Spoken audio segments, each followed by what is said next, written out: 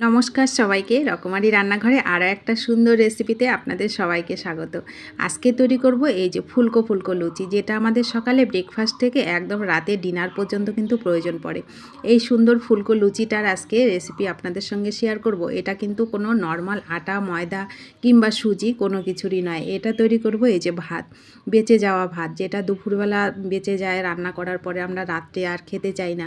রাতে তখন আমরা কিন্তু এই সুন্দর ভাত দিয়ে লুচিগুলো তৈরি করে নিতে পারি।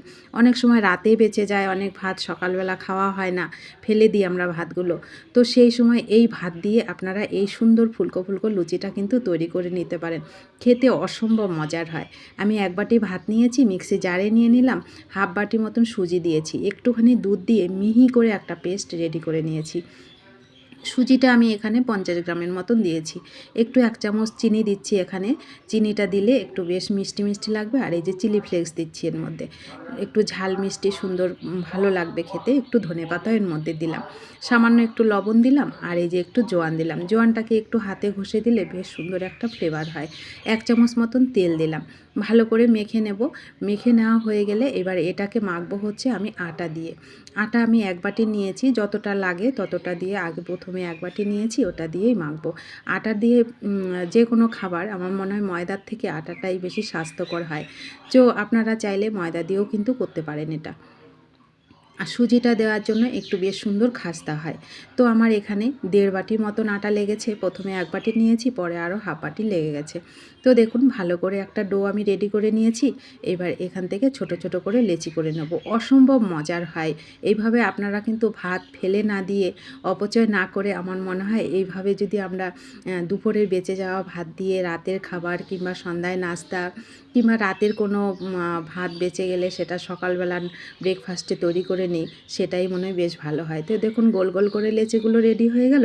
একটু মোটা মোটা করে লুচিগুলো বেলে নিলাম। এবার উনুনে কড়াই বসিয়ে এবার লুচিগুলো ভেজে নিলে রেডি। প্রত্যেকটা লুচি কিন্তু ফুলকো ফুলকো হয়ে ফোলে, দেখতে খুব সুন্দর লাগে আর খেতেও দারুণ লাগে। আপনি যদি কাউকে তৈরি করে দেন, সে যদি না দেখে সে বলবেই না যে এটা ভাত দিয়ে তৈরি হয়েছে। এতটা মজার হয়, একেবারে সফট হয় আর দেখতেও সুন্দর লাগে, খেতেও অসম্ভব মজার হয়। অপচয় করার থেকে সঞ্চয় করাটাই মনে হয় বেশি ভালো হয়। তো আশা করি আপনাদেরও ভালো লাগবে এই সুন্দর ভিডিওটা। কেমন লেগেছে একটু কমেন্ট করবেন। দেখেন প্রত্যেকটা লুচি কত সুন্দর ফুলকো ফুলকো ফুলে গেছে। অসম্ভব মজার একটা রেসিপি। তো ভালো লাগলে ভিডিওটিতে একটু লাইক করবেন, সবাইকে শেয়ার করে দেবেন। সবাই যেন এই সুন্দর রেসিপিটা বাড়িতে তৈরি করে খেতে পারে। আর ইউটিউব থেকে দেখলে একই কথা, ইউটিউব চ্যানেলটা একটু সাবস্ক্রাইব করে দেবেন। যারা সাবস্ক্রাইব করেছেন তাদেরকে অসংখ্য অসংখ্য ধন্যবাদ। তো সবাই ভালো থাকবেন, সুস্থ থাকবেন। এই সুন্দর রেসিপিটা বাড়িতে তৈরি করে একদিন হলেও খেয়ে দেখবেন কতটা মজার এই সুন্দর ফুলকো ফুলকো লুচিটা। তো দেখা হচ্ছে আপনাদের সঙ্গে পরবর্তী ভিডিওতে। সবাই ভালো থাকুন, সুস্থ থাকুন।